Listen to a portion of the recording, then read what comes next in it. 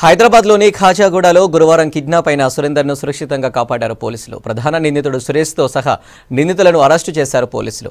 Kidnap చేసిన సురేందర్ను city నుంచి shift డీజర్ కార్లో నల్లమల్ల ఫారెస్ట్కు తీసుకెళ్లారు పోలీసులు.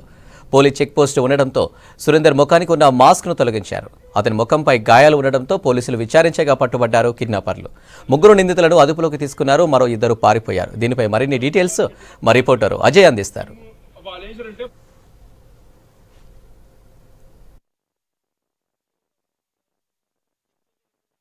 రాయదుర్గం పోలీస్ స్టేషన్ పరిధిలో సురేందర్ కిడ్నాప్ కేసులో కొత్త విషయాలు, సంచలనమైన నిజాలు వెలుగులోకి వస్తున్నాయి. నిన్నటి వరకు కూడా పోలీసులు కేసుకు సంబంధించి చాలా గోప్యత పాటించారు. ఎక్కడ ట్రేస్ అవుట్ అవుతుంది లేదు అనే విషయం కూడా పోలీసులు ఎక్కడా చెప్పని పరిస్థితి. ఎందుకంటే ఒకానొక దశలో నిన్న పోలీసుల ఇన్వెస్టిగేషన్లో భాగంగా సురేందర్ వాళ్ళ మిసెస్తో ఫోన్ మాట్లాడుతూ ఒకవేళ పోలీసులకు కానీ విషయం చెప్తే ఖచ్చితంగా కిడ్నాపర్లు చంపడం కాదు, తానే ఆత్మహత్య చేసుకుంటాను అంటూ బెదిరించిన నేపథ్యంలో కేసు సంబంధించి కొంతవరకు సెన్సిటివ్గా ఉంది కాబట్టి పోలీసులు ఎక్కడ ఆ విషయాల్ని వెల్లడించలేదు. కాకపోతే నిన్న కూడా పోలీసులు ఈ సెల్ టవర్ లొకేషన్స్, ఎందుకంటే సురేందర్ వాళ్ళ ఫ్యామిలీ వాళ్ళ మిసెస్తో మాట్లాడడము ఇదంతా చేశాడు కాబట్టి దానికి ఆధారంగా సెల్ టవర్ లొకేషన్స్ని గుర్తించి నంద్యాల వద్ద ఉన్నట్లు నిన్ననే పోలీసులు ఒక ఎస్టాబ్లిష్మెంట్ చేసుకున్న నేపథ్యంలో టీమ్స్గా డివైడ్ అయిపోయి ఇటు కర్నూలు జిల్లాకు వెళ్ళడం జరిగింది. సో అప్పటికే సురేందర్ సంబంధించి ఏదైతే ఇక్కడ కిడ్నాప్ చేసిన తర్వాత గురువారం సాయంత్రము 7 గంటలకు ఇక్కడ కిడ్నాప్ చేసిన తర్వాత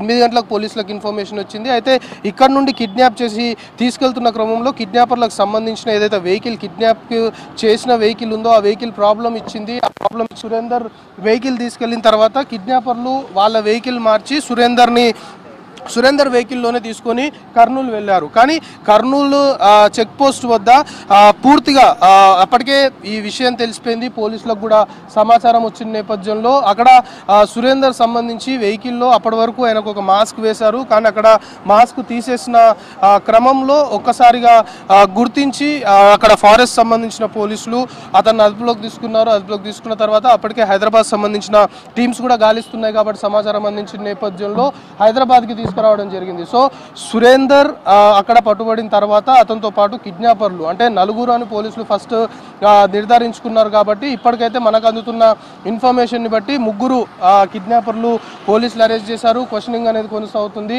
ముఖ్యంగా సురేందర్ని కిడ్నాప్ చేసిన తర్వాత ఒక 2 కోట్ల డీల్ సంబంధించి కూడా కొంతవరకు మాట్లాడుకున్నట్లు, ఆ విధమైన చాటింగ్ కావచ్చు లేకపోతే ఇతరేతర కొంతవరకు ఉన్నట్లు పోలీసుల నుండి మనకి ఆఫ్ ద రికార్డ్ అయితే సమాచారం అందుతుంది. సో ప్రస్తుతానికి రాయదుర్గం పోలీస్ స్టేషన్లోనే కిడ్నాపర్లకు సంబంధించి ఎవరైతే పోలీసులు పట్టుకున్నారో వాళ్ళందరినీ కూడా క్వశ్చన్ చేస్తున్నారు. సురేందర్ని కూడా ఇదే పోలీస్ స్టేషన్లో క్వశ్చనింగ్ అనేది కొనసాగుతుంది. అయితే ముఖ్యంగా ఈ కిడ్నాప్ వ్యవహారంలో సురేందర్ దానికి సంబంధించి ఏదైతే ఆమె కజిన్ సిస్టర్ ఎవరైతే ఉన్నారో ఆమె చాలా కీలకంగా మారింది అనేది మనకు పోలీసుల నుండి ఆఫ్ ద రికార్డ్ అందుతున్న సమాచారం. ఎందుకంటే ఆమె పిలిచినందుకే సురేందర్ కాజాగూడ లేక్ వద్దకు వెళ్ళాడు. కాజాగూడ లేక్ వద్దకు వెళ్ళి వాళ్ళు మాట్లాడుకునే విషయము ఇటు కిడ్నాపర్ సురేష్ అండ్ టీంకి ఏ విధంగా తెలిసింది అంటే గతంలో కూడా సురేష్ పైన ఇదే తరహా కేసులున్నాయి. గతంలో ఆసిఫ్ నగర్ పోలీస్ స్టేషన్ పరిధిలో కూడా ఇదే విధంగా ఎవరైతే ఇద్దరు జంటలు మాట్లాడుతున్న క్రమంలో వాళ్ళని అరెస్ట్ చేయడము అనేది అయితే జంటలు మాట్లాడుతున్న క్రమంలో వాళ్ళని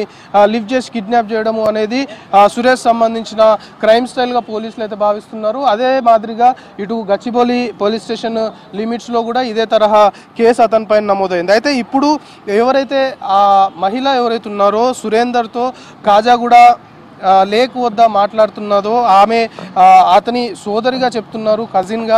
అయితే ఆమెకి ఈ కిడ్నాప్ గ్యాంగ్ సురేష్ సంబంధించి ఏమైనా సంబంధాలు ఉన్నాయా, గతం కేసుల్లో కూడా ఈమె ఏమైనా సహకరించిందా, అసలు ఇక్కడ వీళ్ళిద్దరు మాట్లాడుకునే విషయము సురేష్ అండ్ కిడ్నాప్ గ్యాంగ్కి ఏ విధంగా తెలిసింది అనేది ఈ విధంగా అనేకమైన ప్రశ్నలు అయితే ప్రస్తుతము ఈ కేసు సంబంధించి తెరపైకి వస్తున్నాయి. ఎంటైర్ ఇష్యూలో మాత్రము సురేందర్ వాళ్ళ కజిన్ సిస్టర్ ఎవరైతే ఉందో ఆమెతోనే మాట్లాడుతూ చివరిసారిగా కిడ్నాప్కి గురయ్యేటప్పుడు కూడా ముందుగా కాబట్టి ఆమెకు సంబంధించిన ఇన్వాల్వ్మెంట్ ఏంది, అసలు ఆమె పాత్ర ఏంటి, ముఖ్యంగా కిడ్నాపర్లకి ఆమెకి ఎలాంటి సంబంధాలు ఉన్నాయి, లేదా సురేందర్ కావచ్చు లేకపోతే వాళ్ళ కజిన్ సిస్టర్ సంబంధించి కావచ్చు ఏ విధమైన వాట్సాప్ చాటింగ్ కావచ్చు ఫోన్ కాల్స్లో మాట్లాడారు అంటే టెక్నికల్ ఎవిడెన్స్తో పాటు ఇతరేతర కీలకమైన ఎవిడెన్స్ మొత్తం కూడా పోలీసులు అయితే ప్రస్తుతం సేకరించి దర్యాప్తు చేస్తున్నారు. ఎంటైర్ కిడ్నాప్ వ్యవహారానికి సంబంధించి రేపు మధ్యాహ్నం ఒక ప్రెస్ మీట్ ఏర్పాటు చేసి పోలీసులు అయితే బ్రీఫ్ చేసే అవకాశం ఉంది. సో ప్రస్తుతానికి ఈ కిడ్నాప్ రాయదుర్గము సురేందర్ సురేందర్ కిడ్నాప్ కేసులో మాత్రము వాళ్ళ కజిన్ సిస్టర్ ఎవరైతుందో ఆమె చుట్టే ఈ కేసు మొత్తం తిరుగుతుంది. ఆమె పాత్ర ఏంటి, ఆమె ఇన్వాల్వ్మెంట్ ఏంటి,